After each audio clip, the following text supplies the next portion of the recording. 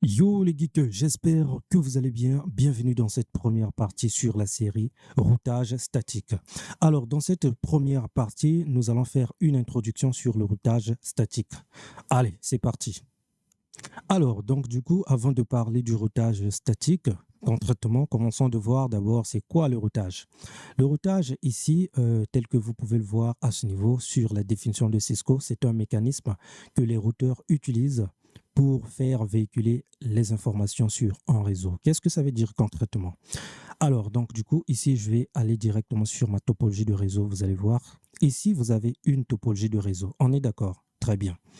Donc ici, le processus du routage, c'est quoi? Donc, par exemple, ici, nous avons un premier réseau à ce niveau. Et donc, par exemple, ce premier PC qui se trouve là veut envoyer des informations qui se situent, veut envoyer des informations dans un PC qui se situe dans un autre réseau, par exemple, à ce niveau. Donc, du coup, ça, c'est le PC 1. Là, je peux appeler ça PC 2 ou je ne sais pas quoi. Voilà. Donc, du coup, pour envoyer des informations de ce PC vers ce PC qui se trouve à ce niveau, eh bien, il faut emprunter un chemin. D'accord? Donc, ici, par défaut, un réseau que vous voyez à ce niveau. Un routeur connaît seulement les réseaux qui lui sont directement connectés. Donc, par exemple, ce réseau qui est connecté à ce niveau, le routeur connaît ce réseau bien effectivement. Le réseau qui est connecté à ce niveau également, il connaît ce réseau. Mais le routeur qui se trouve à ce niveau, donc du coup, je vais prendre la couleur rouge. Le routeur que vous voyez à ce niveau ne peut pas connaître le réseau qui se trouve derrière un autre routeur, par exemple, qui se trouve à ce niveau. OK? Il ne peut pas connaître le réseau qui se trouve derrière à ce niveau également. Donc, lui, à ce niveau, le routeur que vous voyez là, les deux réseaux qu'il peut connaître, ce sont des réseaux qui lui sont directement connectés.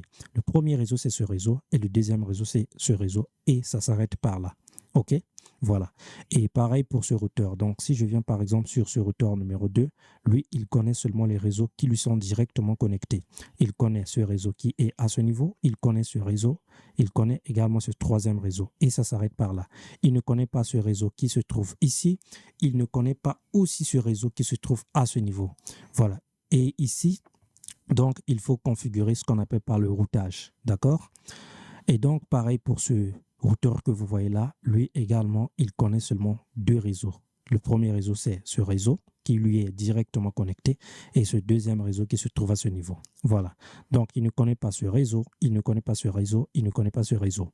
Donc, du coup, si je prends par exemple un PC qui se trouve ici, je lui dis d'envoyer des informations dans un réseau lointain qui se trouve par exemple dans ce réseau, dans un PC qui se trouve à donc, envoyer les informations à un PC qui se trouve dans ce réseau, eh bien, ça ne va tout simplement pas marcher. Pourquoi? Parce que lui, ici, dans sa table de routage, nous allons voir c'est quoi la table de routage. Dans sa table de routage, il ne connaît pas ces trois réseaux tout simplement. OK?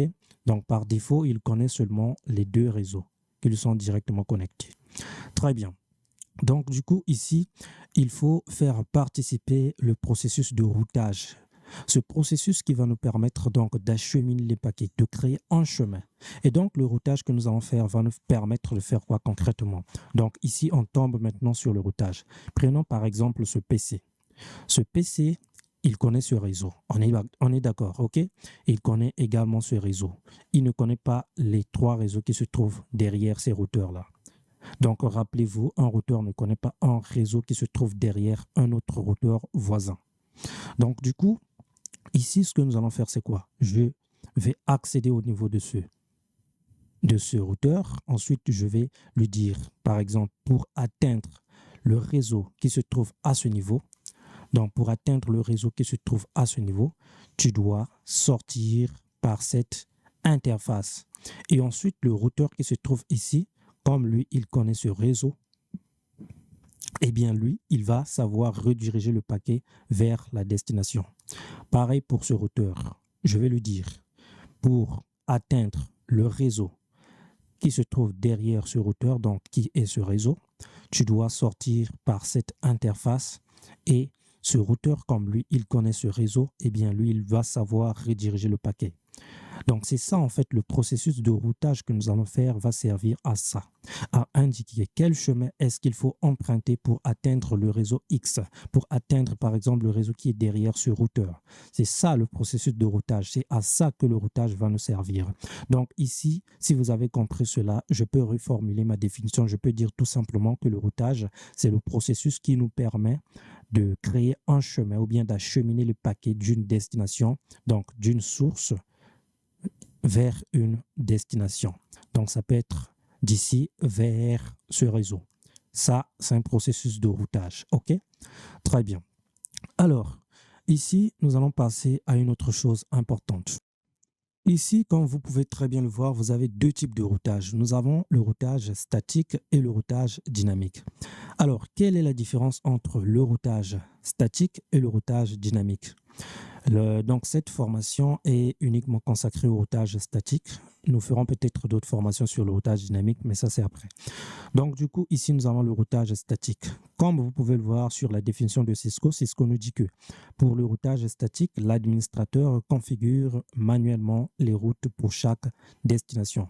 Alors, ça veut dire quoi concrètement?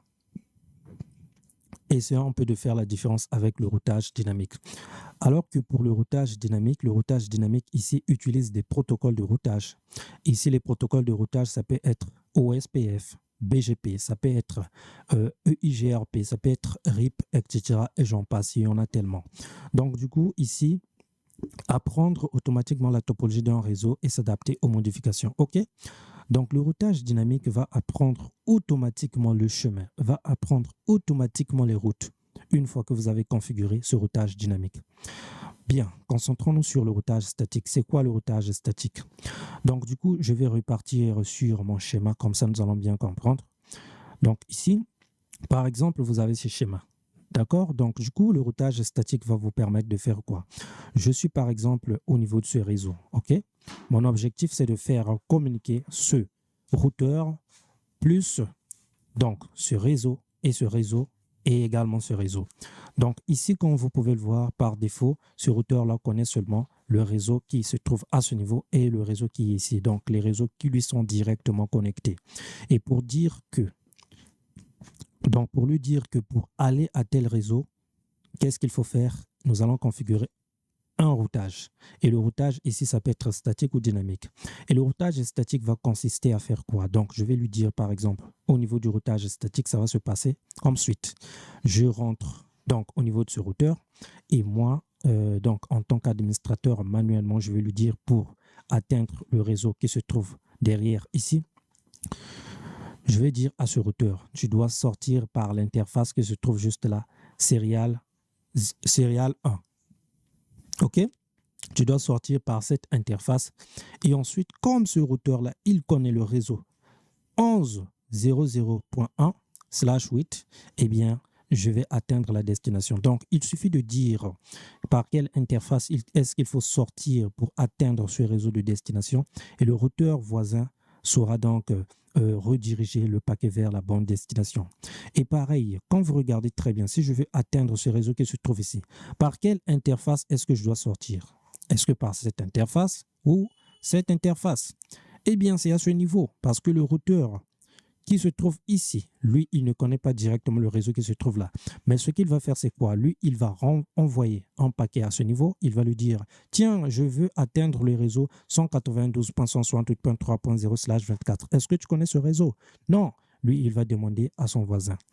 Il dit, est-ce que tu connais ce réseau? Parce qu'il y a le routeur R1 qui vient de me faire une requête là, du coup, je ne connais pas ce réseau, peut-être que toi tu le connais. Lui, il va essayer un peu de voir au niveau de ses voisins ou bien de sa table de routage. Il regarde ici un réseau qui est directement connecté. Bah oui, je connais ce réseau. Donc, du coup, il redirige directement le paquet vers la bonne destination. Voilà donc le processus de routage, comment est-ce que ça fonctionne. OK? Donc, ici, pour le routage statique, c'est vous, l'administrateur, qui allez dire que pour atteindre telle destination, tu dois sortir par cette interface et c'est parti. Voilà donc le processus de routage statique. Vous allez le faire manuellement. Par contre, pour le routage dynamique, c'est un protocole de routage dynamique que vous allez configurer au niveau du routeur. Vous allez tout simplement indiquer les réseaux qui lui sont directement connectés et normalement le tour est joué. Voilà donc la différence. Très bien. Donc maintenant, je pense que tout le monde comprend maintenant la différence entre le routage dynamique et le routage statique. Et surtout ici, le plus important, c'est de comprendre c'est quoi le routage statique. Donc je vais essayer un peu de récapituler. Donc le routage statique, ici, je vais rentrer par exemple au niveau de ce PC. Ce routeur, pardon, ce routeur connaît les deux réseaux qui sont directement connectés, mais il ne connaît pas le réseau qui se trouve derrière. Donc, moi, je vais accéder sur le routeur et je vais lui dire, donc, pour atteindre le réseau qui se trouve à ce niveau, tu dois sortir par cette interface sériale 0, tout simplement. Et pour atteindre le réseau qui se trouve ici, tu dois sortir par l'interface sériale 1. C'est tout simplement ce que ça veut dire le routage statique. Vous allez faire ça manuellement, ici au niveau du routeur. C'est l'administrateur qui va configurer cela manuellement. OK? Par contre, si c'est le routage dynamique, une fois que j'ai configuré les réseaux qui lui sont directement connectés, le tour est joué. Voilà. Donc, nous allons passer à autre chose et continuer nos explications. Toutefois, n'hésitez surtout pas de poser toutes vos questions dans les commentaires. S'il y a des choses que vous n'avez pas compris, je vais répondre dans les vidéos prochaines. OK?